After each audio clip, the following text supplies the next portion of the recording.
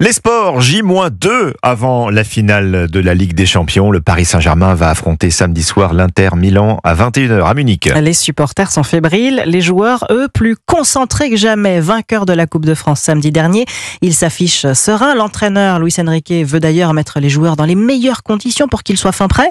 Et si leurs concurrents de l'Inter Milan sont mis au vert, les Parisiens, eux, restent à Poissy, Cyril de la Morinerie.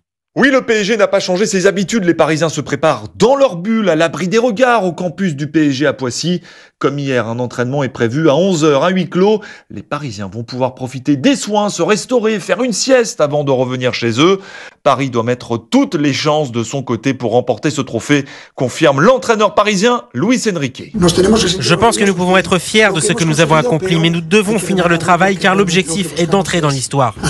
Bref, à 72 heures de la finale, pas question de mettre sous pression les joueurs du PSG. Cela serait contre-productif, confirme le gardien champion du monde et vainqueur de la Ligue des Champions avec l'Olympique de Marseille, Fabien Barthès, joint par Jacques Vendroux. Il faut essayer de se détacher de cet événement, quoi. C'est ce qui est le plus dur à faire. Et pour ça, il faut jamais perdre cette notion de plaisir, de dire que ça reste du foot, quoi. Les Parisiens s'envoleront demain à Munich où ils prendront possession de leur hôtel, puis direction le stade pour la traditionnelle conférence de presse et l'entraînement. Cyril de la Morinerie, samedi soir, chaque but du PSG, s'il y en a, la Tour Eiffel s'illuminera à ce moment-là. Et puis en cas de victoire, immense parade sur les Champs-Élysées, bien sûr. Le PSG, son histoire, son évolution avec les archives d'Europe 1. Chaque jour, découvrez le nouvel épisode du podcast Au cœur de l'actu sur europe1.fr, l'appli Europe 1 et toutes les plateformes d'écoute.